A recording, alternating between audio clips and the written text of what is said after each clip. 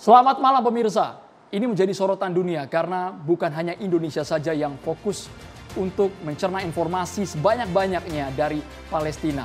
Palestina, Israel, gencatan senjata, tapi pertumpahan darah sudah terjadi. Ada sekitar 250 lebih warga Palestina yang jadi korban jiwa, bahkan perempuan dan anak-anak, mereka adalah warga sipil, juga menjadi korban dari serangan kebrutalan Zionis Israel. Bagaimana ujungnya? Ini negara-negara sudah turun untuk memberikan opsi damai. Apakah itu bisa terwujud? Indonesia kemana ya? Tidak hanya berbagai negara, tapi sejumlah aksi juga dilakukan di sejumlah wilayah di berbagai negara atas nama kemanusiaan.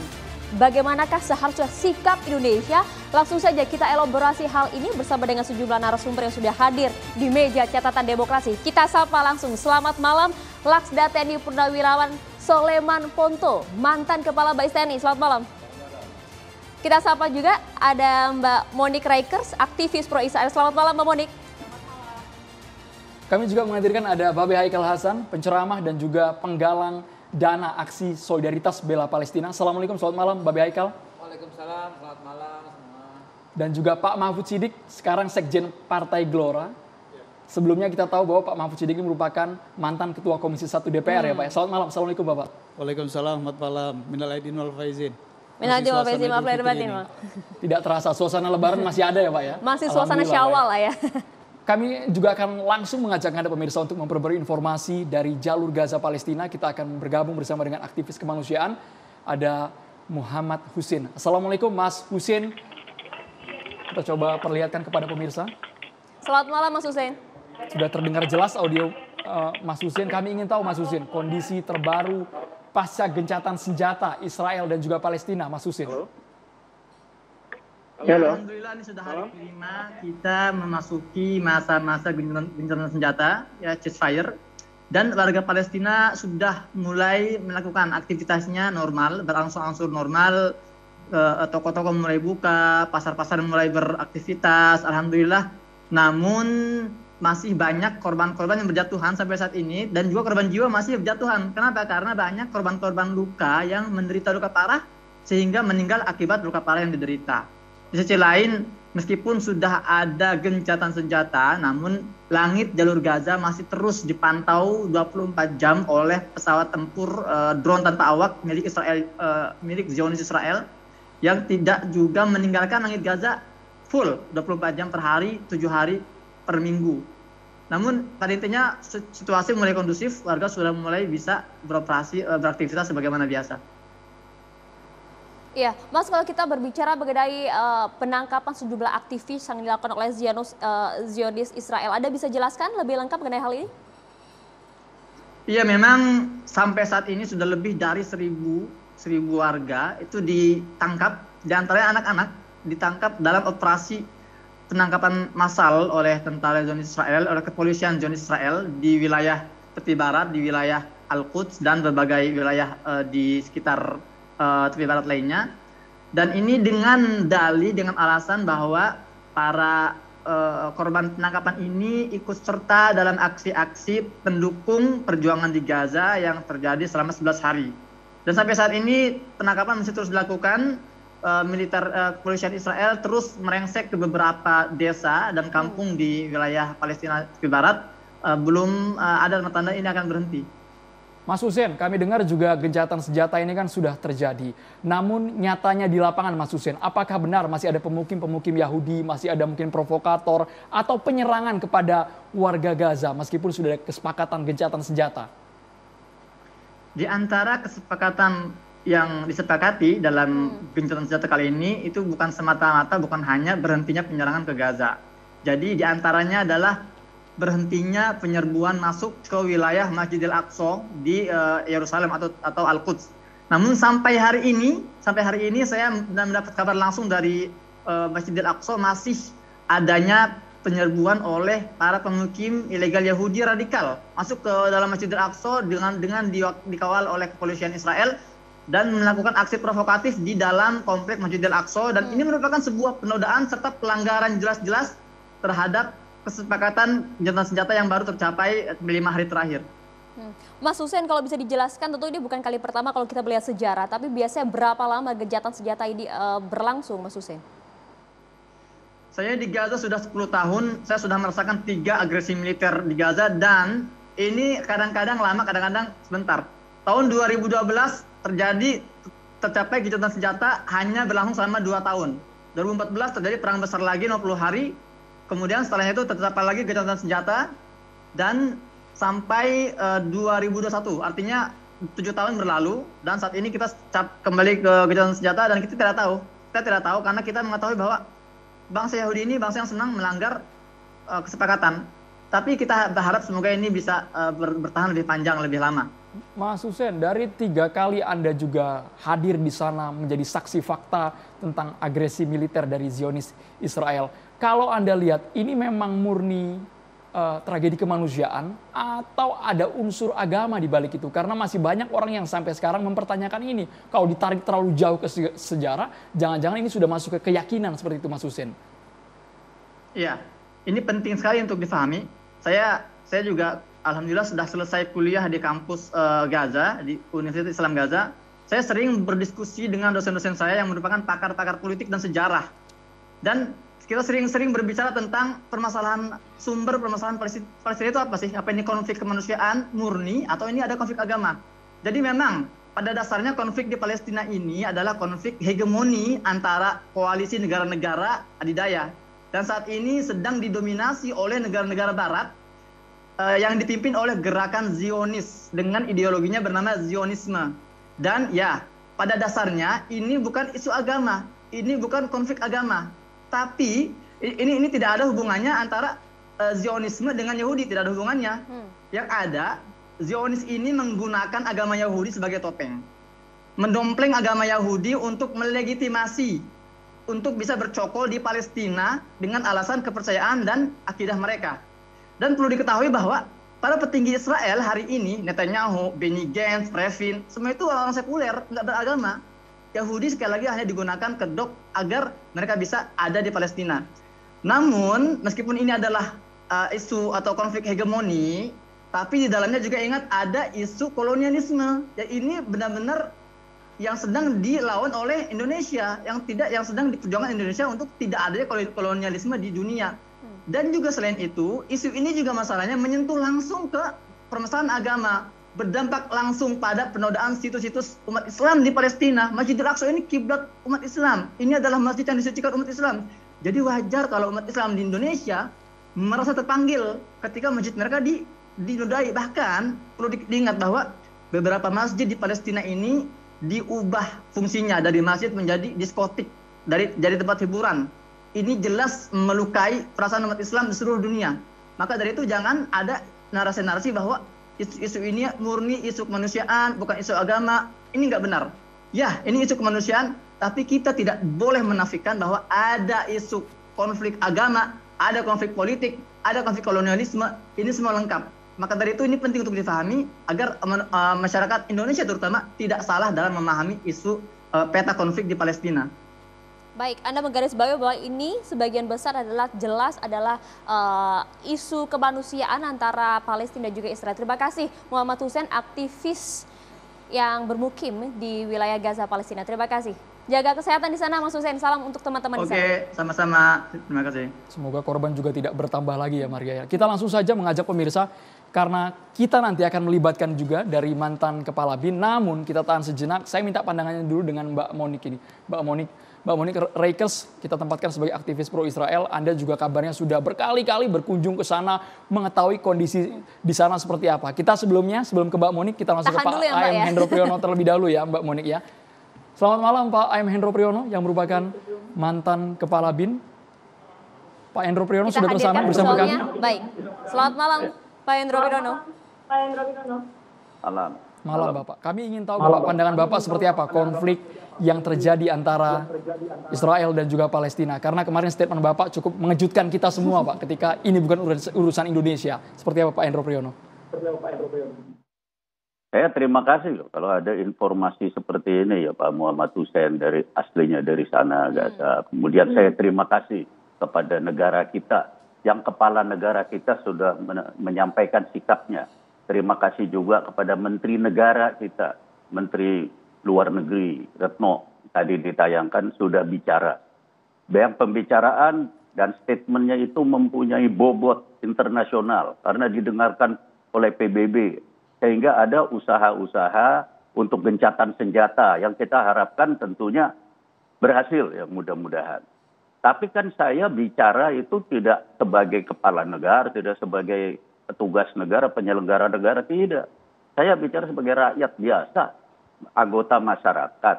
Saya mengingatkan bahwa kita jangan semuanya terpikat kepada urusan di Palestina Israel itu. Karena negeri kita sendiri kita lagi gawat. Sekarang ini sudah 45.000 kita yang meninggal gitu karena pandemi. Jadi untuk apa kalau kita berduyun-duyun masih rame-rame berdemonstrasi menambah klaster.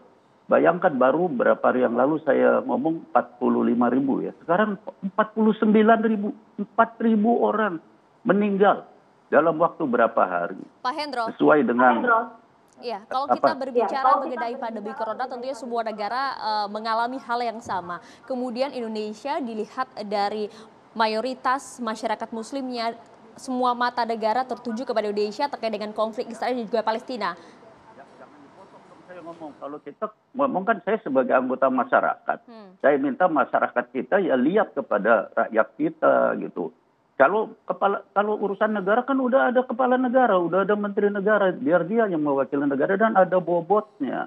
Kalau kita bergerak di jalanan kayak gini, bobotnya apa? Buat Palestina juga nggak terima kasih kok, apa? Cuma secara moral aja kita kelihatan, tapi jangan lupa kalau kita terus nambah yang mati karena COVID, bagaimana? Padahal kita rakyat kita nih ya. Saudara lihat dong, dari Ambon ke Tual ke Ambon itu 7 jam perjalanan laut. Itu siapa yang bayar? Orang yang sakit kena COVID itu siapa yang bayar? Pada mati di jalan.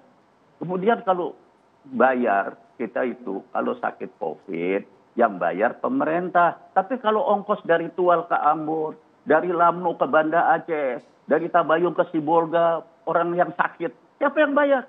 Kan rakyat. Itu juga kita perlu lihat rakyat itu kita bantu. Masyarakat kita itu juga lihat dong kepada diri sendiri. Sekarang ini kita empat orang tiap jam meninggal. Tentunya kan hal itu juga menjadi fokus negeri ini begitu Pak Hendro. Tapi kalau misalnya kita lihat informasinya pimpinan Hamas juga sempat berkirim surat dengan Presiden Joko Widodo untuk meminta dukungan terhadap Palestina. Itu bukan urusan yang saya bicara. Saya bicara sebagai rakyat dan anggota masyarakat. Saya menyerukan kepada masyarakat kita ingat keadaan ini. Karena saya juga berkegiatan di situ untuk melihat rakyat kesulitannya. Mereka butuh uang 10 juta sampai 15 juta ongkos orang kalau sakit COVID. Dan sekarang ada 110.000 yang dirawat di rumah sakit dalam keadaan serius. Mereka butuh dana, mereka butuh perhatian. Pemerintah sudah kasih perhatian kepada masyarakat. Tapi karena persoalan ini persoalan masyarakat banyak juga yang tidak terjangkau seperti yang saya sampaikan. Tolonglah masyarakat dan kalian ini yang pembawa berita nih, para wartawan. Jangan yang terus-terusan diangkat itu tidak ada urusan masyarakat kita yang jauh dari Pak Hendro. Dari kampung saya aja, dari Tanjung Selakor ke Banjarmasin. Baik. Itu nggak pernah ada yang tahu orang meninggal berapa di situ kena COVID. Ngangkut di situ tidak ada usaha. Saya bicara sebagai masyarakat, bukan sebagai penyelenggara negara. COVID, Pak, kami sepakat karena media setiap hari terus memberitakan update COVID, korbannya di mana, bantuannya seperti apa. Tapi kami ingin tahu, tadi Pak Hendro menempatkan diri sebagai masyarakat. Dasar argumennya seperti apa, Pak? Sehingga Indonesia tidak harus ikut campur dengan urusan Israel dan Palestina, Pak. Rakyat kita itu sangat menderita, tidak bisa bayar 10 juta kalau sakit. Sakit COVID, saudara tahu, 10 juta bayarannya. Belum tentu sembuh. Duitnya dari mana? Itu saya mengingatkan aja begitu sebagai masyarakat. Saya tidak mau ikut campur penyelenggara negara. Meskipun sebenarnya dukungan ini justru datang dari masyarakat itu sendiri. Saya tidak mau ngomong urusan luar negeri, saya ngomongin urusan masyarakat. Saya sebagai anggota masyarakat. Kalau saya penyelenggara negara, saya ngomong soal negara. Ini saya ngomong soal masyarakat. Baik. Masyarakat kita jangan sampai lupa diri. Ingat, saya juga masyarakat saya juga bangsa Indonesia. Saya juga terenyuh lihat ini tadi yang disampaikan Pak Muhammad Hussein. Siapa hati manusia biasa yang tidak tersentuh? Sedih kita juga. Tapi mboknya sedih juga dong lihat. kampung Hendro. halaman kita masing-masing, kampung halaman saya, itu yang saya maksud. Pak Hendro. Bukannya jangan diputar balik seolah-olah saya tidak mau care terhadap urusan pelanggaran kemanusiaan. Pak Hendro Priyono, penderitaan rakyat. kami yakin kalau soal Jangan begitu, kemanusiaan, jangan diputar balik. kami yakin Bapak juga tergerak. Fitnah gitu. Pak Hendro, kalau untuk saat ini, Pak Hendro Priyono, Anda melihat kan angka sumbangan aksi solidaritas bela Palestina itu sudah ada, Pak. Dan bahkan sebagian sudah disalurkan ke sana. Bagaimana tanggapan Bapak? Itu silahkan aja. Saya senang juga ada sumbangan. Tapi jangan lupa dong nyumbang juga di kampung saya, di kampung kamu, kampung saudara-saudara sekalian. Lihat dong di situ. Saya lihat di Banjarmasin, itu kampung halaman saya lihat bagaimana rakyat juga di sana menderita. Juga masyarakat harus bahu-membahu untuk membantu juga. Jangan semuanya diserahkan pemerintah. Kan banyak yang tidak terjangkau seperti yang saya bilang itu tadi. Itu pemerintah tidak bisa menjangkau sampai semuanya. BPJS saja belum bayar di banyak rumah sakit. Bagaimana rumah sakit mau melayani rakyat kita? Fokus saya itu. Jangan diputar-putar seolah-olah saya tidak care dengan permasalahan di Palestina, Israel. Tidak. Masalahnya saya ngomong sama siapa? Saya kan ngomong sama masyarakat. Ya, aksi solidaritas tentunya menjadi pilihan masyarakat itu sendiri. Kita, Bapak pun juga menghargai hal ini. Tentunya fokus terhadap negeri ini juga kemudian harus dikedepankan begitu ya. Terima kasih banyak Jenderal TNI Purnawirawan Hendro Priyono. Selamat malam, Pak Hendro. Malam.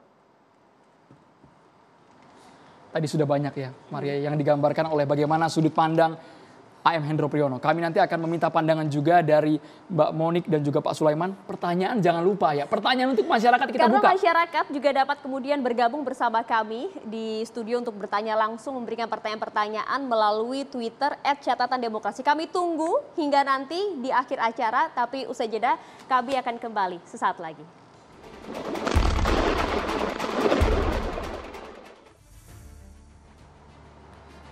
Ya, Anda kembali lagi di Catatan Demokrasi. Langsung saja kita akan minta pernyataan argumen dari Mbak Monik. Dari tadi sudah banyak yang ingin disampaikan. Tadi kita sudah lihat langsung Mbak Monik bagaimana kondisi terkini di Palestina tadi disampaikan oleh Mas Husein. Argumen Anda, Mbak Monik? Ya, terima kasih TV One sudah memberikan saya ruang untuk bersuara. Terima kasih. Saya Monik Rakers, saya wartawan selama 18 tahun. Dan sejak tahun 2016 saya membuat yayasan non-profit untuk mengedukasi orang Indonesia tentang Israel. Dan kalau kita ngomongin Israel pasti nggak jauh-jauh dengan Palestina. Jadi harus berdua ya, duet. Dan kemudian juga tentang Yahudi karena masih banyak misinformasi, salah persepsi. Dan tentang sejarah Holocaust. Kenapa? Karena banyak orang Indonesia yang merasa Hitler itu pahlawan. Nazi itu melakukan tindakan heroik padahal tidak seperti itu.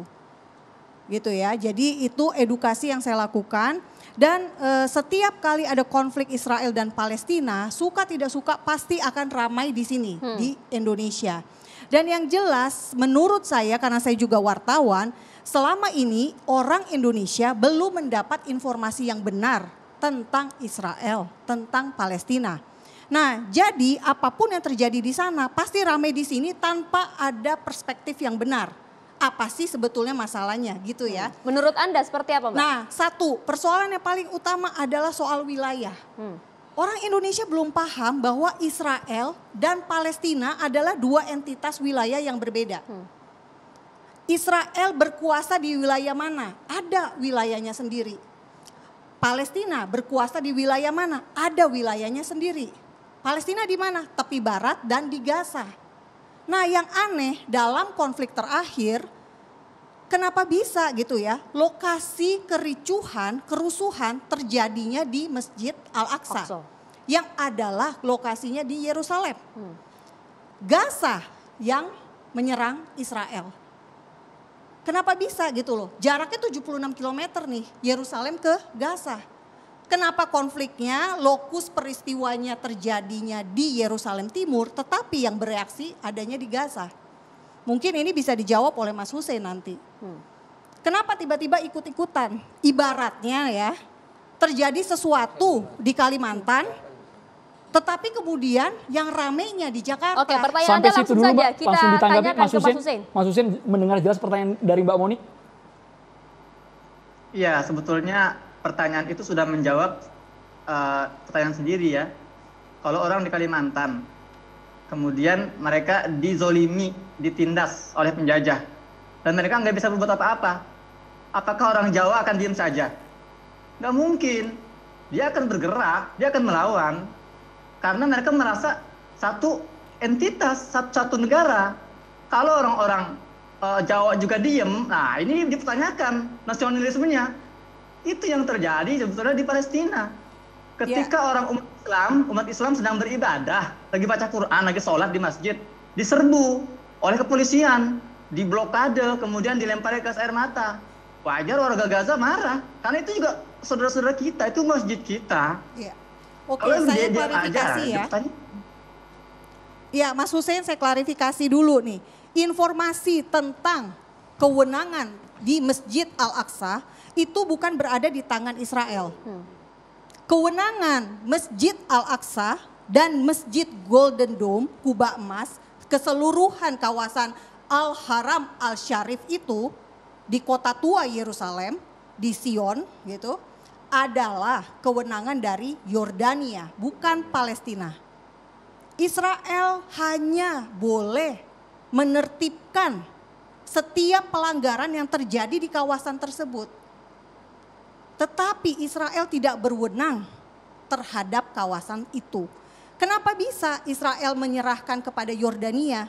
Karena memang pada tahun 1948 sampai 1967, Bapak Ibu, ini kita belajar sedikit sejarah ya. Waktu itu ada perang Arab Israel tahun 1948. Israel merdeka 14 Mei 1948 dan Israel langsung diserbu 5 negara Arab. Dan kelima negara Arab itu akhirnya membagi tanah yang seharusnya menjadi negara Arab Palestina. Gaza dikuasai oleh siapa? Mesir. Tepi barat, Yerusalem Timur dikuasai oleh siapa? Yordania. Tidak pernah Palestina mendapatkan haknya. Jadi Bapak Ibu semua, saudara-saudara sebangsa dan setanah air yang kita cintai Indonesia ini, belajarlah sejarah. Kenapa ada konflik tahun 1948, kita baru hebohnya sekarang. Gitu ya. Mas Hussein, Kalau ditanggapi misalnya dulu, Mas mau, Hussein. gini, Bang kalau Monik ini porsinya supaya berimbang juga, Bang Monik. iya, Mas Hussein tahu nggak tahun 1948 sampai 1967 Mas Hussein langsung. Gaza adalah di bawah Mesir. Mas Hussein silakan. Ya, pertama tanggapan ini tidak nyambung dengan pernyataan sebelumnya tentang kerusuhan di Masjidil Aqsa dan penyerangan di Masjidil Aqsa. Dan kalau mau melihat sejarah, jangan tanggung-tanggung Ibu, jangan ke 48 sebelumnya. Kok bisa gitu loh ada Israel di Palestina, kenapa ada entitas baru di Palestina yang tadinya damai? Oke, mari kita ulas sesuai permintaan Mas Hussein. Kita mundur ke belakang. Baik, Bang Monik, kita kasih kesempatan ke Mas Hussein. Orang Yahudi, Kami menghitung orang durasi. Nasrani, semua hidup berdampingan. Orang Islam, orang Yahudi, orang Nasrani semua hidup berdampingan di bawah kekuasaan khilafah saat itu ya, Khalifah Abdul Hamid. Tamam? Nah, tiba-tiba kok ada kerusuhan, ada konflik dan tahun 48 tiba-tiba ada sebuah negara yang sebuah bangsa Yahudi yang masuk ke wilayah Palestina secara ilegal, kemudian memproklamirkan diri sebagai sebuah negara. Kalau mau loncat jangan terlalu tanggung. Dan ini saya yakin semua juga paham sejarah ini. Ini semua sudah bukan hal baru dan nggak perlu kita terlalu merendahkan IQ orang Indonesia masalah ini. Ibu Monik bukan satu-satunya orang ahli sejarah di Indonesia tentang masalah Palestina. Jangan terlalu merendahkan bangsa sendiri. Ini kurang tepat bagi saya. Boleh dijawab? Boleh. Oke. Singkat saja, Bang Monik. Iya, jadi Mas Hussein maaf, saya tidak merendahkan bangsa Indonesia. Saya justru sangat menghargai. Karena itu saya tidak ingin bangsa kita ini berlarut-larut masuk dalam konflik yang sebetulnya ada dasar sejarahnya, ada dasar historisnya. Harusnya kita tahu dulu. Kenapa ada bangsa Israel? Bangsa Israel itu merdeka bukan karena mereka memerdekakan dirinya dengan begitu saja. Tetapi ada dasar resolusi dari PBB. PBB lah yang membagi dua tanah menjadi Arab Palestina dan Yahudi Palestina pada tahun 1947. Dan kemudian 33 negara setuju pembagian tanah tersebut, 13 negara tidak setuju. Umumnya Baik, mayoritas iya. Arab. Mbak Monik, sedikit saja. menurut Anda apa yang melatar belakangi kemudian penyerangan Israel untuk menyerang Masjidil Aqsa kemarin? Israel tidak menyerang Masjidil Aqsa. Al-Aqsa tidak diserang. Oke. Kalau Anda melihat dalam berita-berita di Iran, situs-situs, nah mungkin Anda bisa menemukan bahwa sebetulnya hari Jumat terakhir bulan Ramadan, ini Anda harus cek juga ya. Oke, baik, kita cek langsung ke Mas Hussein. Anda yang berada di sana, teman-teman Anda kemudian menyaksikan apakah betul tidak ada penyerangan pihak Israel ke Masjidil Aqsa di malam Ramadan? Menurut saya ini adalah argumen yang sangat menggelikan karena bahkan Perdana Menteri Israel pun Netanyahu tidak menggunakan ini sebagai argumen. Netanyahu tidak pernah mengatakan kami tidak pernah menyerang Al-Aqsa. Tapi tiba-tiba Ibu Monik melakukan statement ini dari mana dasarnya? Nggak ada pejabat tinggi Israel yang mengingkari bahwa ada penyerangan ke Masjidil Aqsa. Baik. Nah, jadi mana harus saya percaya, Ibu Monik atau statement dari petinggi-petinggi Israel sendiri? Baik, kita coba dengarkan pandangan yang berbeda dari Pak Mahfud Siddiq. Pak Mahfud Siddiq dari Sekjen Partai Gelora, makasih banyak ini Mas Hussein Mas sudah Hussein, bergabung. terima kasih Pak banyak Mahfud atas Siddiq kita waktunya. dengarkan bagaimana versi Anda. Ini agar masyarakat juga tidak keliru akan sejarah yang ada. Iya, makasih. Pertama saya ingin mengapresiasi tadi statement dari Pak Hendro Priyono ya. Saya dari dulu manggil beliau itu suhu. Ya, walaupun kemarin saya sempat mendebat beliau ketika ada statement itu. Tapi hari ini, malam ini saya mendapatkan penjelasan tambahan bahwa maksud beliau adalah reaksi kita sebagai anggota masyarakat terhadap isu konflik Palestina-Israel ini tetap harus mempertimbangkan bahaya COVID. Agar jangan ini semakin meluas. Saya kira ini yang positif ya. Baik. Dan tentu saja di zaman sekarang bentuk ekspresi dukungan terhadap perjuangan kemerdekaan Palestina ini kan beragam, tidak harus di jalan memang. Satu misalnya gerakan crowdfunding dalam waktu 2 hari itu bisa mengumpulkan dana 1 miliar, ini luar biasa. Mereka nggak pakai turun ke jalan, cukup dengan gadget, itu bisa menghimpun dana 1 miliar dalam 2 hari. Jadi banyak bentuk-bentuk ekspresi yang tidak membuat kita menghadirkan kerumunan yang tadi dikhawatirkan oleh Pak Hendro ya, oleh Bang Edo ini. Nah yang kedua, saya tertarik tadi statement Mbak Moni bahwa beliau membuat satu NGO, LSM, non-profit untuk memberikan edukasi tentang kepada masyarakat untuk memahami persoalan Palestina dan juga Israel. Cuma dari penjelasan sepintas beliau tadi, saya malah tidak teredukasi. Bagian mana yang tidak teredukasi? Saya melihat informasi yang beliau sampaikan ini banyak yang absurd ya, dan justru banyak mengaburkan fakta-fakta sejarah yang ada. Karena begini, kita ini hidup sekarang di era terbuka ya, ini era keterbukaan informasi. Informasi apapun sekarang bisa kita buka ya melalui gadget kita dan sumber dari manapun bisa kita dapatkan. Jadi saya kira tentang sejarah Palestina, tentang sejarah kehadiran negara Israel di tanah Palestina, ini sudah menjadi pengetahuan umum.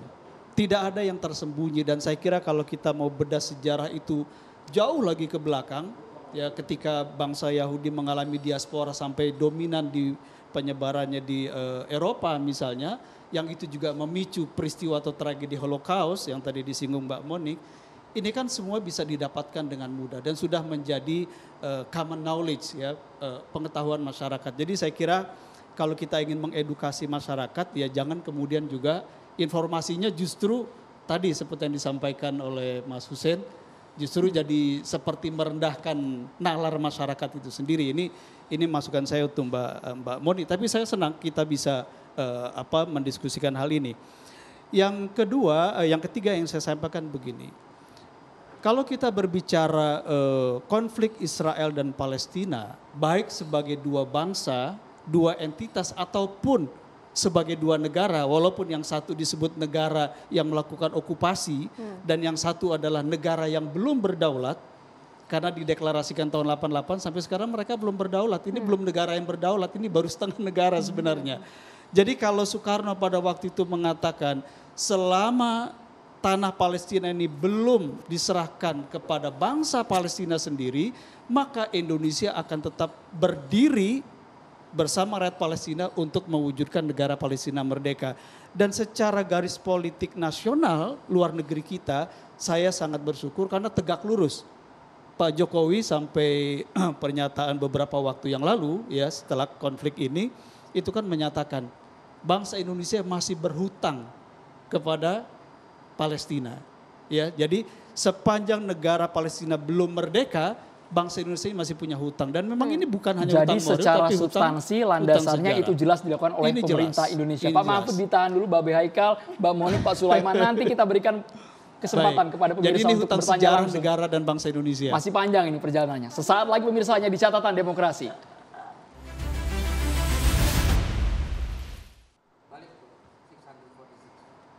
Tadi kita melanjutkan ke Pak Mahfud. Pak Mahfud, kalau Bapak berbicara ini fakta sejarah yang secara umum dicerna baik oleh masyarakat. Tapi perbedaannya sangat mencolok ketika pernyataan Mbak Monik sama Pak Mahfud. Dilanjutkan boleh Pak Mahfud?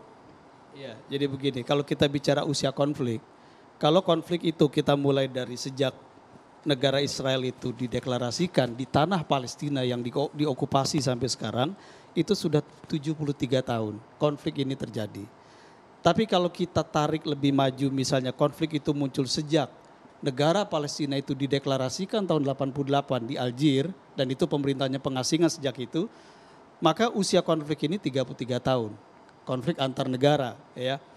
Nah, kalau kita maju lagi sejak ada kesepakatan Oslo yang kemudian melakukan pembagian wilayah 3 wilayah tadi, itu terakhir adalah di Oslo pembagiannya. Konflik ini sudah 27 tahun. Jadi konflik antara negara Israel yang mengokupasi tanah Palestina dengan negara Palestina yang belum sepenuhnya merdeka ini usianya sudah panjang. Dan kalau kita lihat sampai sekarang fakta yang terjadi adalah wilayah Palestina yang disepakati atau yang merujuk ke resolusi PBB tahun 47 itu semakin sedikit ya. Karena dikolonialisasi baru oleh Israel dengan pemukiman baru yang ilegal dan termasuk juga yang di Gaza. Jadi kalau kita melihat bahwa usia konflik ini sudah panjang dan kelihatannya Amerika dan Eropa juga sudah mulai capek menyelesaikan konflik ini, termasuk PBB juga sulit mengatasi ini, saya kira kita kembali ke akar masalah. Konflik ini muncul ketika tahun 48 berdiri sebuah negara di tanah yang dirampas secara ilegal, yaitu negara Israel. Jadi solusi yang perlu kita pikirkan sekarang ini, opsi yang kami sampaikan adalah mari kita berpikir sekarang solusi baru. Bukan two state solution, tapi solusi yuk kita bubarkan Israel. Itu solusi Bubarkan alternatifnya. Bapak, apakah resolusi PBB itu adalah sebuah ilegal, keputusan ilegal? Resolusi PBB itu peristiwa yang legal, peristiwa politik yang legal. Tetapi ketika tahun 47 resolusi itu dikeluarkan membagi tanah Palestina untuk 2 bangsa, apakah Israel mematuhi resolusi itu? Apakah Israel tetap komitmen dengan pembagian wilayah berdasarkan resolusi PBB tahun 47? Betul. Tidak ada, Pak. Mbak. Tidak Israel ada. Sekarang mendiami. wilayah yang diberikan oleh PBB tahun 47 yang sekarang de facto dikuasai oleh Palestina, oleh NPA, National Palestinian Authority, itu tinggal 18%. Nah, ini sebetulnya Di dalamnya sudah dikapling-kapling dengan pemukiman ilegal yang baru dan tidak pernah dihentikan sampai sekarang. Artinya apa? Artinya Israel terus melakukan kolonialisasi di atas tanah Palestina dan tidak akan pernah berhenti sampai kemudian bangsa Palestina betul-betul keluar dari wilayah ini. Nah, ini sebetulnya saya merasa bahwa pada tahun 1948 ketika Israel resmi berdiri karena ada pembagian tanah, inilah yang menyebabkan adanya penyangkalan sejarah. Tidak ada pengakuan dari seperti Bapak ini, Bapak-bapak, karena apa? Karena sebetulnya Israel itu resmi dan keberadaannya diakui oleh banyak sekali negara di dunia. Hanya 30 negara yang belum mengakui legalitas Israel. Belum berhubungan diplomatik dengan Israel. Artinya apa? Artinya keberadaannya legal. Gitu. Sejak tahun 1948. Betul. Nah, pertanyaan saya kenapa dianggap mengokupasi? Jelas-jelas tanah itu, Bapak, tahun 135 Masehi diubah namanya dari Yudea menjadi Syria Palestina oleh Kaisar Hadrian, orang Romawi. Orang Romawi saat itu menguasai tanah Yudea. Yudea artinya apa? Yehuda. Yehuda artinya apa? Anaknya Yakub. Yakub itu siapa? Israel. Gitu loh. Pak Mahfud. Wilayah Israel saat ini sama persis dengan wilayah peta kalau Bapak lihat di tahun sebelum Masehi. Sama persis Pak petanya. Keberadaan Mesir, tetangganya siapa? Israel. Sama persis. Oke, baik, kita dengarkan argumen dari Pak Mahfud, singkat saja Pak Ya, Mahfud. baik. Kalau kita mau bicara soal tanah Palestina dan keberadaan bangsa-bangsa yang ada di atas tanah itu, kita mau bisa tarik mundur terlalu jauh juga bisa. Tetapi dalam konteks politik internasional, semua kita merujuk kepada keputusan-keputusan kolektif yang sudah pernah dibuat. Ya, Bapak dalam hal tidak ini, setuju dalam dengan hal keputusan ini, PBB Kita loh. kasih kesempatan merujuk dulu kepada Pak Mahfud, resolusi Mbak PBB Moni. tahun 47. Resolusi PBB tahun 47 apa? Tanah Palestina dibagi untuk dua bangsa, yaitu bangsa Yahudi yang mendirikan negara Israel secara sepihak pada masa itu tahun 48 atas dukungan negara-negara barat dimotori oleh Inggris dan Perancis tentu saja. Lalu kemudian bangsa Palestina yang tahun 88 mendeklarasikan negara Palestina. Kalau tahun 47 kita buka resolusi PBB, pembagian wilayahnya jelas. Sekarang kalau kita buka peta existing, kebetulan saya sudah berapa kali Mbak ke sana. Saya ketemu Presiden Mahmud Abbas, saya juga ke Gaza ketemu Ismail Haniyeh pada waktu itu. Jelas sekali bahwa perampasan tanah yang oleh PBB dimandatkan untuk bangsa Palestina itu terjadi terus-menerus sampai sekarang dan tidak pernah berhenti. Sekarang 400.000 pemukim ilegal Yahudi mendiami tanah-tanah Palestina di atas bangunan-bangunan pemukiman baru. Apakah ini bukan kolonialisasi? Dan PBB secara resmi tahun 74 telah menyatakan status Palestina itu sebagai occupied territory. Oke, Tanah yang diduduki oleh Baik. siapa? Mbak Moni, Oleh baik itu Israel. fakta sejarah yang misalnya kita tarik itu mundur, PBB, itu akan istilah jadi ini sudah panjang dari sekali. PBB. Segmen ini akan habis untuk membahas masalah sejarah di Palestina. Iya. Tapi Pertanyaan Babe sudah Haikal, mulai masuk ke Twitter, Andrew. banyak pertanyaan Babe Haikal. Babe Haikal ingin menanggapi tapi menyambung pertanyaan juga, Be. Ini ada pertanyaan buat Babe Silakan. Haikal. Cuman saya kapan Kita dengarkan pertanyaan dari Twitter dulu, Babe. Sekarang, Be, ini Kita langsung dengarkan mention nama dulu, ke Be. Babe Haikal dari Ilham. Saya ingin bertanya kepada Babe Haikal Hasan, apa benar konflik agama adalah cara efektif yang digunakan kelompok Hamas dan Israel untuk merebut tanah Yerusalem dan sekitarnya, Babe Haikal? Sebelum menjawab itu, kita bangsa Indonesia hari ini menyaksikan satu orang Monik yang mampu seolah-olah mampu mengubah pola pikir semua dunia. 135 negara anggota PBB mengakui keberadaan Palestina dan mengecam Israel. Ini 136 negara loh. 82% populasi dunia ya, bukan satu orang Monik gitu ya. 82 dunia udah mengutuk itu Israel. Dan 48 kali PBB bersidang khusus bahas Israel. Apa ini enggak negara yang biadab dan bandel? Khusus 48 kali sidang, 48 kali resolusi dikeluarkan oleh PBB. Satu, pendudukan wilayah yang dulunya dibagi benar sekarang dicaplok habis-habisan. Mbak, saya dari tahun 2005 udah di sana ya. Catat itu, 2005 saya udah di sana sampai sekarang. Ini karena Covid saya pulang balik lagi. Jadi bukan cuma Mbak Monika yang tahu urusan Palestina gitu ya. Ya, Mbak Monik ya. Pengusiran penduduk yang dilakukan juga udah dikutuk oleh PBB, itu dikeluarkan resolusi. Tembok pemisah dikeluarkan oleh PBB. Pengeboman rumah sakit dikeluarkan oleh PBB. Tidak satu pun bangsa biadab Israel ini mengikuti gitu loh. Terus tiba-tiba ikut PBB yang tahun 47. Terus yang 48, 49 sampai 2021 diabaikan. Jadi tolonglah masyarakat Indonesia jangan dibodohi gitu loh oleh Mbak Monik dengan cuma sekilas cuman wartawan tiba-tiba mampu lebih hebat daripada Netanyahu, nggak ada penyerangan di Masjidil Aqsa. Mbak, sekali lagi saya katakan, saya tinggal lama di sono, ya. Dan kemudian sejak 2016 saya setahun bisa bolak-balik 4 kali 5 kali ke sana, dan setiap tahun rutin saya sholat Idul Adha di sana. Yang Babe temukan di sana? Dan yang saya temukan di sana sebelum sosial media rame, mereka itu pembunuh.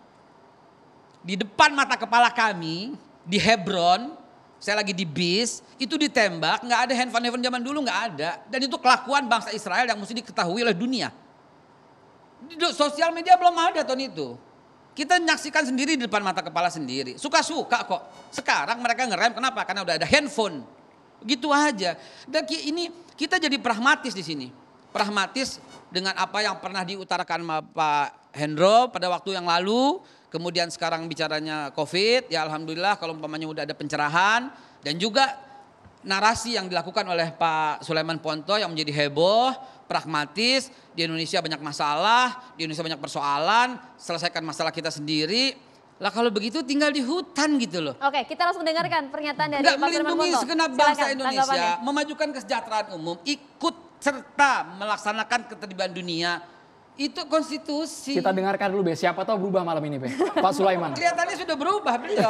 Kan Apakah sudah berubah? udah berubah Pak gitu Ponto? loh. Kita Saya kira lihat. sama Pak Hendro itu tidak ada bedanya.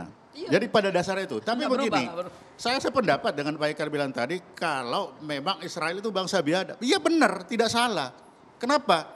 Israel dikatakan Mbak Monica tadi, zaman Romawi, dia hancur-hancuran. Dia dihajar habis-habisan sama Heraklius, sampai yang namanya Yudea diganti menjadi Assyria Palestina. Itu kan untuk apa? Dia memang untuk menghina Israel yang dikalahkan oleh Assyria, kemudian muncullah nama Palestina. Lalu dia dihabis-habisin. Terjadilah kan kasus di Bukit Masada. Bagaimana Israel kan dihabisin di situ.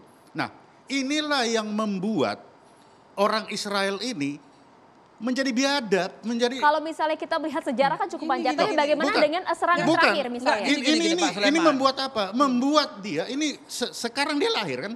Kita melihat dia lahir mengharapkan dia seperti kita.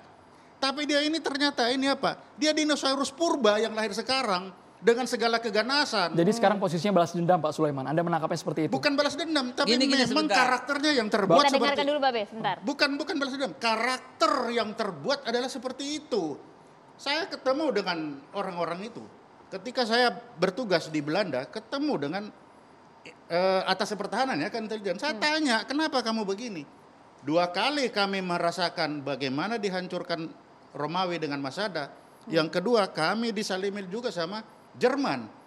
Inilah yang membuat karakter kami seperti ini. Kalau kadal dilempari batu lari, kalau yang namanya dinosaurus dilempari batu ya dia Tapi gigit. perlakuan keji dilampiaskan ke warga Gaza. Iya. Ya itulah yang saya bilang bahwa Israel sekarang ini itu adalah dinosaurus purba yang hadir di modern dengan segala keganasannya itu. Ya, dengan kalimat itu Pak Sulaiman Ponto menyetujui kalimat dari Pak Mahfud untuk ya nggak usah ada kalau begitu Israel Nah. ya karena purba. Sebentar Pak, saya mau menanggapi. Babe sebentar Babe, kita harus iklan dulu Babe. Ada iklan. Kita harus simak berikut ini hanya di catatan demokrasi Babe. Mohon maaf Babe ya. Kita tahan sejenak Babe.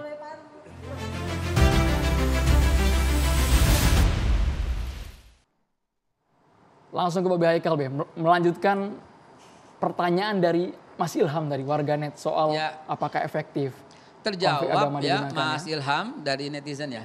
Mas Ilham yang baik terjawab oleh Mas Hussein di Gaza. Jadi semuanya itu memang ada unsur agama. Siapa bilang tidak ada? Ada. Unsur tanah juga ada. Mungkin dominan gitu ya. Tapi ini saya mau meluruskan sedikit ini. Jangan sampai bangsa Indonesia yang menonton ini tiba-tiba oh begitu gitu ya. Yuk kita lihat ya. Jangan tanggung-tanggung deh kalau moto 135 Masehi. Gimana kalau 1978 sebelum Masehi? Hah? 1978 sebelum Masehi. Lahirnya Nabi Ibrahim di Babilonia. Yang kemudian Abraham kalau kata orang Kristen, ya Avram kalau kata orang Ibrani, Ibrahim kalau kata orang kita adalah orang yang sama. Kemudian dia pindah dari Irak, tanah orang Arab, kemudian pindah kemana? Ke Hebron. Lalu kemudian dia bertemu dengan Sarah dan kemudian bertemu dengan Hajar. Dari Hajar kemudian akhirlah Ismail. Dari Sarah kemudian lahirlah Ishak. Apa agama Nabi Ishak? Apa agama Nabi Ismail? Apa agama Nabi Ibrahim? Apa yang ditinggalkan? Kelihatan yang ditinggalkan oleh Ibrahim adalah Masjidil Aqsa untuk Nabi Ishak dan Masjidil Haram untuk Nabi Ismail. Sampai di sini sudah jelas. Kemana Kristen? Belum ada Mbak, 325 Masehi ntar Pak. Dengan Konstantinus nanti, di Konsili Nisea. Yahudi udah ada? Belum ada Mbak. 930, when King Solomon died, divided kingdom of Israel. Baru pecah dua kerajaan Israel ketika Nabi Sulaiman wafat. Kalau mau cerita jangan tanggung-tanggung. Sejak awal manusia aja saya bisa ceritain sekarang.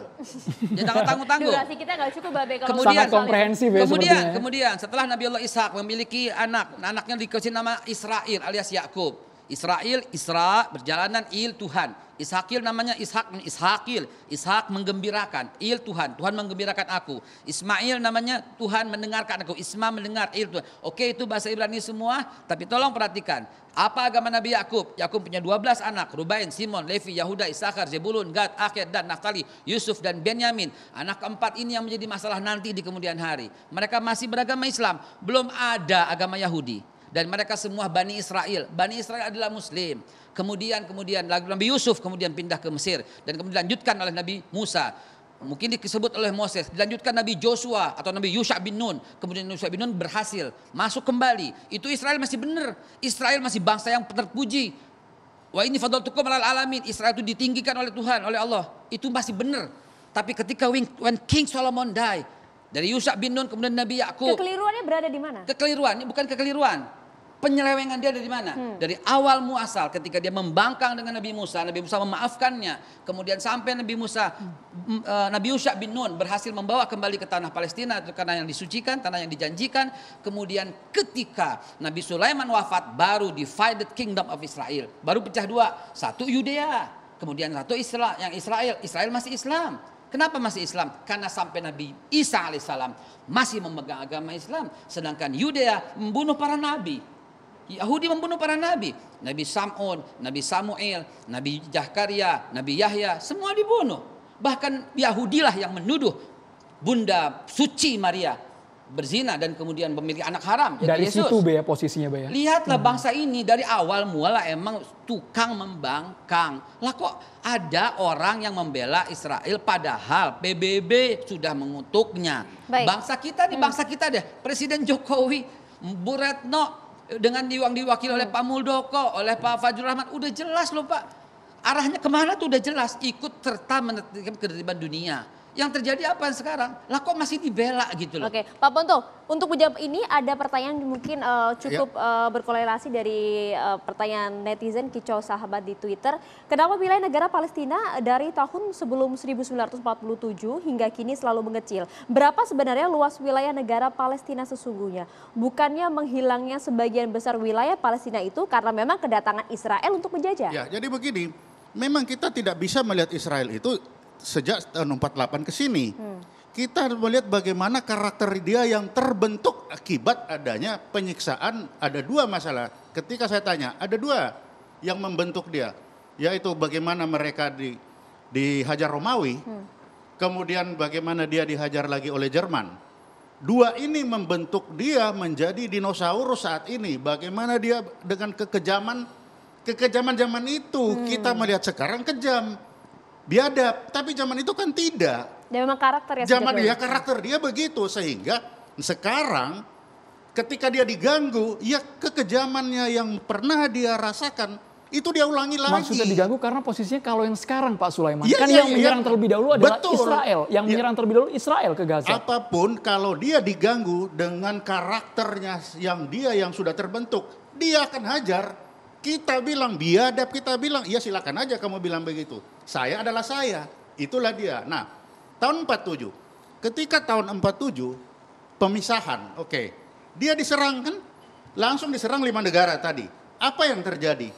Ketika diserang, ya dia balik, dia menang. Menang apa? Sambil duduki. Kita bilang okupasi. Dia bilang tidak. Zaman dulu saya, the winner take it all. Jadi karakter apa yang terjadi di zaman dulu masih dipakai sampai hari ini oleh orang Israel. Baik. Gini Ya, deh, itu. Bapak mungkin punya teman di Amerika, ambil telepon bagaimana demo di Amerika. Di seluruh bagian di Amerika sebentar. Bapak punya telepon, yang di Eropa, Inggris, Prancis, Jerman. Bagaimana demo mereka. Mereka ini udah menentang gitu loh. Jadi tidak ada Pak justifikasi karena dulu disakiti sekarang boleh. Ujung ini sebenarnya tadi kepotong Pak, Ketika Nabi Isa kemudian diangkat, kemudian Nabi Muhammad kemudian melanjutkan risalah, dilanjutkan Abu Bakar Siddiq, Umar bin Khattab membuat satu perjanjian namanya Wa'dah Umariyah. Apa itu? Orang Islam boleh tinggal di situ. Catat, orang Kristen boleh tinggal di situ. Dan Umar bin Khattab tidak boleh mengganggu gereja atau sinagoga atau mengganggu salib. Damai Pak, sampai kapan? Mulai 646, damai sampai 1095 datangnya Crusader. Sampai kapan mereka melakukan pembunuhan? Sampai 1187 dengan datangnya Sultan Salahuddin Al-Ayyubi. Sampai kapan? Dari mulai 1187, nggak tanggung-tanggung nih Pak, 1187 sampai 1948 tidak ada konflik. Konflik mulai 1948. Konflik itu Pak yang mesti kita kembalikan. Jadi kalau mau balik-balik sejarah, jangan nanggung-nanggung. Kembalikan dulu ke dengan porsinya. Damai, tentram dengan wa'dal Mariyah. 1187, Sultan Salahuddin Al-Ayyubi membuat perjanjian baru namanya Perjanjian Ramallah. Apa isinya? Islam silahkan ibadah di masjid. Kristen silahkan ibadah di gereja. Yahudi silahkan ibadah di sinagoga. Damai semuanya. Sampai bangsa terkutuk itu memproklamirkan, bukan memproklamirkan kemerdekaan, itu namanya dia dijajah. Tapi sampai dia mendapat legitimasi dari PBB untuk mencaplok. Oke, silahkan dengan argumentasi PBB. Tapi sekarang habis Pak, habis. Tidak sampai 20% Pak. Saya tahu persis, saya tiap tahun datang ke sana rutin gitu. Coba sambil kita tampilkan peta dari Pak Mahfud tadi ya, peta. Bisa dijelaskan sedikit Pak Mahfud? Juga tadi petanya coba kita tampilkan coba ya. Pak Monik sambil menanggapi apa kata Babe tadi, Mbak Monik sambil melihat peta ini. Pak Mahfud boleh? Mikrofonnya bisa digunakan. Sebelum Pak Mahfud saya sedikit lagi. Pak ini udah nggak ada Pak. Ini yang hijau udah nggak ada. Tinggal 2020, di Gaza doang sedikit. 2020. Enggak, ini 2020 udah enggak. Boleh sambil ditunjuk Be? Boleh sambil jalan Maafkan. Sambil berdiri Be, boleh Be? Yang tadi Ibu Monik bilang ini dipegang oleh Yordan begitu ya. Dari mana sumbernya? Kami itu kesusahan masuk ke sana. Kenapa? Karena dipegang oleh Israel. Di wilayah mana? Di wilayah Yerusalem. Israel yang membukakan pintu kapan pintu ditutup. Lah kok mau ibadah digituin? Suka-suka dia Pak. Saya bersumpah demi Allah di depan forum, di depan masyarakat Indonesia dan siapapun yang melihat.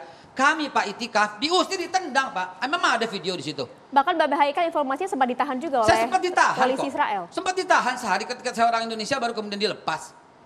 Ribuan Pak, 1000 lebih anak-anak itu sudah sampai di sana dan di penjara. Babe yang melihat langsung fakta saya di lapangan seperti itu ya. Bisa ditanggapi? Ngerasain larasnya Israel di punggung kami kok. Saya menyarankan begini, kalau memang terjadi pelanggaran oleh tentara atau oleh polisi Israel, tentu saja mereka yang ada di wilayah tersebut pasti bisa membuat laporan, gitu ya. Sebentar, jangan. Ini Bener lucu gak? Pak, lucu loh. Bikin laporan apa? Di depan mata Ya laporan ke polisi, melaporkan sebagai korban. Biar saja orang membuka aib sendiri gitu ya. Masa iya melaporkan? Ya, bener Gini. Ini yang masyarakat lihat cuma Yerusalem dan Gaza. Belum lihat di Hebron kan? Belum lihat perjalanan antara situ kan? Dalam 100 meter semua ada senjata kan? Oke, karena durasi kita memang tidak banyak. Saya jelasin ini dulu boleh Hebron nggak? itu Saya kita jelaskan diusir. ini boleh kan? Silakan. Oke. Mbak Moni. Ya, jadi gini, terima kasih untuk kesempatan saya berbicara. Jadi kita harus belajar peta dulu kan. Peta yang dibilang peta historik Palestina tersebut sebetulnya adalah wilayah kerajaan Israel. Kerajaan Israel itu bukan kerajaan abal-abal. Lengkap sekali sejarahnya. Boleh berdiri mungkin Mbak Moni. Raja, duduk aja ya. Boleh. Raja demi raja tercatat dengan rapi. Saya tidak mau masuk ke ranah agama. Saya menghormati umat mayoritas di bangsa ini. Saya menghormati, menghargai. Karena itu saya dari tadi, titik awal saya berbicara adalah resolusi PBB 181 ketika tanah tersebut dibagi dua oleh PBB. Mbak Monik, nah karena itu ketika ini kenapa ini begini? Coba dijawab aja dulu. Ini kenapa itu begini, rencana Trump, Bapak. Judulnya saja itu rencana Trump. Perjanjian damai yang ditawarkan oleh Trump. Tetapi ditolak oleh Palestina. Jadi ngapain bahas tahun 2020? Loh, nggak jadi Pak. Posisinya dari tahun ke tahun yang lahan yang Nah, sudah itu dicapai. dia, Mbak saya Moni, jelaskan. Mbak Moni, lahan yang tadinya luas tiba-tiba mengecil.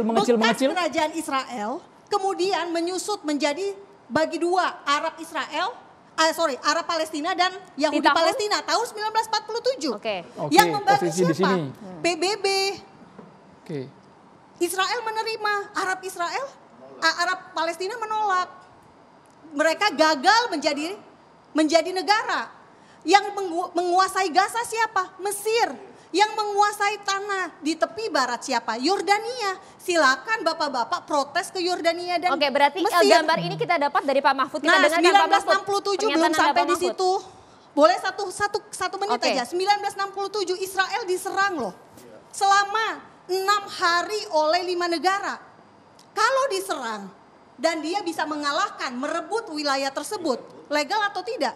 Tentu saja dalam masa Baik, itu legal atau legal. tidak Pak Mahfud? Boleh langsung disambut saja. Ya, saya Sambil boleh berdiri izin boleh ya? Pak, sambil Silakan. jalan Pak.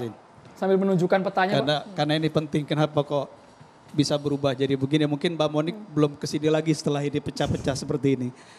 Jadi yang disampaikan Mbak Monik, kita harus merujuk kepada resolusi Majelis Umum PBB tahun 47. Baik. Yang mana ini petanya. Kalau mau dibantah silakan bantah PBB. Ya, ini dokumen resmi PBB. Sebentar Mbak. Ini adalah wilayah Palestina, tetapi secara otoritas ya itu memang berbagi dengan Israel. Nah, yang dimaksud oleh PBB inilah wilayah yang hijau ini wilayah untuk bangsa Oke, Palestina. Pak Mahfud mungkin bisa dijelaskan yang berwarna hijau dan berwarna Ya, biru? kemudian kan terjadi peperangan tahun 48 setelah Israel mendeklarasikan negaranya, kemudian terjadi perang, beberapa negara Arab terlibat, lalu kemudian terjadi juga perang tahun 67 dan kemudian mulai mengecil wilayah Palestina gitu ya. Dan kalau kita lihat existing sekarang tahun 2020 sampai 2021, wilayah yang hijau ini semakin habis. Kenapa habis? Karena Israel pemerintahnya terus membangun pemukiman-pemukiman ilegal, sekitar 400 ribu orang di tepi barat dan sekitar 200 ribuan pemukim baru di wilayah Yerusalem Timur. Sehingga kemudian dan dibangun tadi pagar-pagar Berlin baru gitu ya. Dan tingginya 2 kali dari pagar Berlin Babe ya. Dan itu tidak betul. ini yang membuat wilayah Palestina semakin habis. Nah, Saya di sana kok tidak betul. kenapa Gaza ini masih utuh? Pertanyaannya, kenapa Gaza masih utuh tepi barat kok sudah hancur-hancuran begini? Sisa 15% Karena Pak Mahfud, ya. pemerintahan otoritas Palestina dia tidak memiliki kekuatan militer mengacu kepada perjanjian Oslo. Dan ini betul, hingga saat ini 15% di ya? Gaza karena tahun 2005 Israel menarik diri dari Gaza setelah intifadah yang kedua, mereka memiliki kekuatan senjata yang mengakibatkan Israel tidak bisa mengokupasi ke dalam sini. Sebelumnya tahun 2005 pemukiman baru yang ilegal ini dibangun di perbatasan. Tapi tahun 2007 dihancurkan, Israel menarik diri, makanya ini utuh. Dan inilah basis kekuatan militer Palestina sampai sekarang. Ini Palestina juga. Jadi kalau di sini Masjid Aqsa diserbu, lalu orang di sini kok ikut-ikutan, ini satu bangsa. Sama seperti misalnya di Jakarta Masjid Istiqlal tiba-tiba diserbu, orang Madura di sana berbondong-bondong membantu. Kenapa? Ya mereka sama-sama warga Indonesia. Saya tambahkan, lagi pula Pak Mahfud, ini udah berkurang lagi. Karena udah habis lagi. Yang Karena saya maksud, kita ini Pak. Ini saya sebutkan Trump projected plan karena ini ada desain baru. Trump kalau dia masih menjadi presiden, dia akan melanjutkan rencananya apa? Gaza ini akan diokupasi, lalu penduduk Gaza digiring ke Sinai, lalu kemudian diberikan ke Mesir. Jadi penduduk Gaza dijadikan wilayah Mesir, di bawah otoritas Mesir. Lalu yang tepi barat yang sudah mulai habis ini, penduduknya akan digeser ke dataran tinggi Golan di bawah otoritasnya Jordan. Ini Artinya sumber apa? sudah jelas ya Pak Mahfud ya, sumber plan ini ya. Sisa penduduk Palestina yang tinggal 5 juta dan wilayahnya tinggal 18% dari tahun 47 ini mau dihabisi dibagi ke Yordan dan dibagi ke Mesir. Palestina hilang bangsa dan negaranya, lalu Yahudi dan negara Yahudi berdiri utuh Bang di Monik, tanah Pak Sulaiman kita kasih kesempatan. Itulah rencana. kasih, Makanya masih koma ya sama yang Pak Mahfud ya. silakan Siap, ditambahin Bang deh, Beo. sampai Saya titik. beli peta di Israel. Saya beli peta di Israel. Batas sebelah utara itu seluruh wilayah Libanon. Batas sebelah timur itu sampai daerah Khurasan Iran. Batas sebelah barat itu seluruh Mesir. Dan batas sebelah selatan itu batasnya sampai di atas Riyadh, Saudi Arabia. Baik. Itulah planning Great Israel, Israel Raya. Siapa yang bisa bantah? Ada petanya, silahkan beli di Austria. Oke, terakhir Pak Ponto mungkin. Ya, saya mau tanggapi dulu ya. Tadi baik, silahkan. Pak Haikal bilang Israel itu sama dengan Islam juga. Nah harusnya nggak apa-apa dong. Umat Islam Israel saat ini tinggal di tanahnya Israel sendiri. beragama Islam. Sampai kapan? When King Solomon died, divided kingdom of Israel, and they built Judaism as a new religion. Nah, kembali ke peta. Saya kira orang Indonesia harus paham betul bahwa Gaza saat ini dikuasai oleh Hamas yang adalah lawan politik dari pemerintah Fatah yang berkuasa di tepi barat. Dan Fatah sudah setuju untuk membagi wilayah tepi barat itu menjadi 3 area. Area A, B, dan C. Area Israel hanya area C. Dan itulah tempat pemukiman Yahudi berada di area yang membagi C. itu bukan Fatah dan Hamas, itu Nah, kesepakatan dalam perjanjian Oslo. Mereka mendapatkan Nobel perdamaian. Iya, itu perjanjian Oslo, bukan Iya. Hamas dan Fatah duduk bagi-bagi wilayah, Bukan, tidak. memang. Bukan. Makanya Ini saya bilang jangan dibelok-belokin fakta sejarah. Kita bisa buka semuanya fakta itu. Susah Mbak Monik kalau Mbak Monik menyampaikan informasi yang tidak utuh. Nah, makanya berikan saya kesempatan untuk menjelaskan. Bukan soal Saya menjelaskan. akan jelaskan. Salah. Loh, Bagaimana 93. Fatah yang Hamas yang bagi itu kan Oslo. Iya, justru itu yang menyetujui kesepakatan Oslo itu siapa? Fatah kan? Dan areanya adalah sekarang ini Fatah itu berkuasa di mana? Di tepi barat. Bener nggak? Ada Fatah berkuasa di sana, Hamas berkuasa di sini nggak ada. Hamas menang pemilu tahun 2006 Soal dan pemilu, berkuasanya jangan di dibilang ini soal Gaza. pemisahan negara. Pemilu di sana Sekarang kan gini, sama dengan Golkar, Presiden PDIP, Mahmud dengan Abbas, PDP, dengan Bapak-bapak saya P3. tanya, Presiden Mahmud Abbas itu presiden beneran atau presiden bukan beneran? Di perjanjian Oslo, pemerintahan Palestina itu disebut National Palestinian Authority. Pemerintahan otoritas Palestina. Ini bukan negara, bukan government.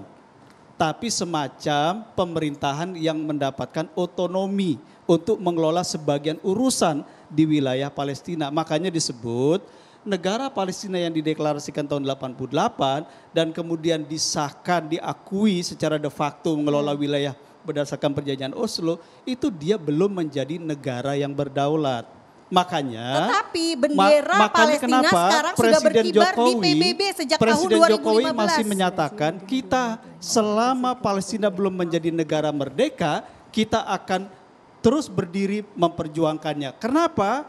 Pernyataan Presiden Jokowi mananya apa? Mananya beliau paham betul syarat negara berdaulat, pemerintahannya harus utuh, itu belum dimiliki oleh Palestina. Itu penting. Dan itu yang bukan kedua, salah Israel, Pak. kita jangan bukan mengacaukan salah pikiran Israel. masyarakat seolah-olah ada 2 pemerintahan. Memang. Ada Gaza dan Memang ada betul. tepi barat, tidak. 135 negara di PBB yang setuju itu diabaikan. Itulah Baik, yang kita tidak kasih ada kesempatan PBB. kepada Pak 135 Sulaiman, negara. Pak Sulaiman Punto. Tidak ada PBB. Pak Sulaiman Punto. Mbak Monik, kita sebagai dengarkan dulu Jadi suara kalau dari Israel Pak tidak Sulaiman pernah Punto. menginginkan berdirinya negara Palestina, maka solusi Yang belum mengakui alternatif Palestina adalah hanyalah kita kasih Israel. kesempatan keberadaan kepada negara Pak Sulaiman yang Israel belum sekarang berbicara di perlu segmen kita ini. Pak pikirkan Mahfud dulu. kita hargai Pak Sulaiman Punto untuk Kembali berbicara. perjanjian Umar bin Khattab. Jadi kalau saya memang ini melihat bahwa kita memang sekarang menuntut melihat Israel itu untuk mengikuti cara pandang yang ada sekarang ini. Padahal Israel yang ada sekarang karakternya itu masih karakter dinosaurus purba. Ini kan susah. Dia begitu sensitifnya, begitu galaknya, masih seperti zaman dulu. Sedangkan kita yang sekarang ini melihat itu kadal, diusir lari. Padahal itu dinosaurus. Lah, bagaimana kita menuntut dinosaurus ini seperti kadal? Nah, untuk menghilangkan dinosaurus, ya harus ada dinosaurus. Tidak Perdamaian bisa. itu mustahil. Bagaimana? Perdamaian itu mustahil. Lah, perdamaian yang sekarang, kalau dia diganggu terus, seperti dilempar batu, yang gigit terus. Ya sepasti. Jadi kita bisa lihat sekarang, bagaimana politik luar negeri dari 2 ini. Baik. Dari Israel, politiknya sekarang dia apa? Partnership. Dia cari kawan-kawan kemana-mana. Di ASEAN sekarang tinggal Indonesia, Malaysia, dan Brunei. Malaysia pun 2 kaki. Tinggal dia berdua yang full, yang tidak berteman dengan Israel. Nah, lalu kita lihat bagaimana dengan Palestina. Palestina masih menggunakan politiknya dengan apa? Minta bantuan dan menjual nilai. bahwa kita terokupasi, kita Baik. itu Tapi masih Itu fakta yang juga sejarah di- tidak bisa dielakkan, memang mereka sedang terjajah ya kan saat ini seperti Pak itu. Sulaiman. Pak Sulaiman, Mbak Monik, Mbak Haikal, Ya. dan juga Pak Mahfud Siddiq, kita harus mendengarkan ada tausiah sesaat lagi. Mohon maaf kalau mengulas soal sejarah sepertinya segmen kita kurang Panjang. ya. Kita ada jeda iklan, kita ada tausiah dari Kiai Jolil Nafis sesaat lagi. Hanya di catatan Semoga demokrasi. tausiahnya Tetaplah bersama mendukung kami pembubaran pemirsa. negara Israel.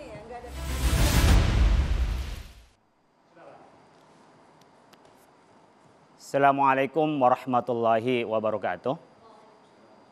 Alhamdulillahi wa kafa, wassalatu wassalamu ala sayyidina al-mustafa wa ala alihi wa ashabihi ahli sidqi wal wafa, amma ba'du. Pemirsa, kita mendengar diskusi tentang bagaimana konflik di Palestina oleh Israel. Sebenarnya faktornya banyak. Tentu adalah ambisi kemanusiaan. Soal alasan bisa dicari untuk membenarkan. Yang jelas Palestina itu ribut pada saat Yahudi itu datang ke Palestina, baik dari Jerman, dari Eropa, dan pada berikutnya adanya deklarasi Balfour adalah bagian dari yang memicu terhadap konflik itu. Besar-besaran tentu orang yang di sana, dari awalnya hanya 2 orang, 3 orang, akhirnya menjadi mayoritas di Palestina. Dan berikutnya adalah mendeklarasikan sebagai negara. Tentu orang-orang Palestina adalah yang tidak setuju itu. Dan perlu ingat bahwa ini produk konflik juga. Pada saat sebelumnya adalah Ottoman sebagai yang berkuasa, kemudian Inggris gak mampu lagi untuk mengelolanya, lalu kepada PBB. Jadi kalau ditarik ke belakang nggak ada akan selesainya. Kalau ditarik dengan sejarah semuanya, Amerika juga bukan hak tinggal di sana karena bukan asli suku sana. Ditarik sebenarnya juga Australia, ada aborigin, bukan orang Australia yang berkuasa, tetapi itulah realita di dalam hidup ini. Oleh karena itu, mari kita kembali pada spirit keagamaan. Kalau di Palestina ada Yahudi, ada Nasrani, ada Islam, seharusnya di sana bisa aman. Sebagaimana dilakukan oleh Khalifah kita Umar bin Khattab, begitu juga bagaimana kita perlakukan di dalam Islam, kita harus damai sebagaimana namanya Islam, salam, ya, damaian, dan ada dari Asmaul Husna adalah Assalam, juga adalah yang memberi kedamaian. Oleh karena itu, kedamaian menjadi harapan kita semua. Kedamaian menjadi dambaan kita semua karena mendapatkan kebahagiaan manakala kita bisa damai. Karenanya oleh Rasulullah SAW kita diajarkan untuk terlibat untuk perdamaian. Tidak bisa karena alasan dalam negeri kita tidak mau melihat di luar negeri. Tidak bisa karena alasan kita belum selesai lalu tidak mau berbagi dengan orang lain. Itulah prinsip individualis yang tidak ada di dalam ajaran agama kita. Oleh karena itu Rasulullah SAW pernah mengajarkan kepada para sahabat. Ketika Rasul mengatakan ala ukhbirukum bi afdala min darajatis siyami was salati was sadaqati, qalu bala ya Rasulullah. Apakah Anda ingin saya beritahu, kata Rasulullah, tentang sesuatu kebaikan yang melebihi derajatnya puasa, derajatnya salat, derajatnya dari bersedekah?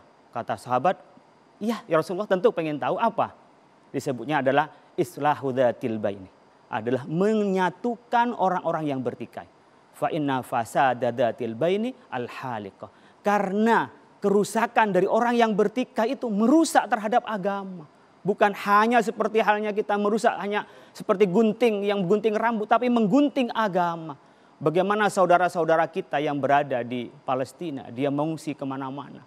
Ya, bagaimana dengan saudara-saudara kita yang ada di sana tidak bisa hidup mengembangkan diri. Jangankan dia mengembangkan untuk maju, untuk hidup bertahan aja udah susah.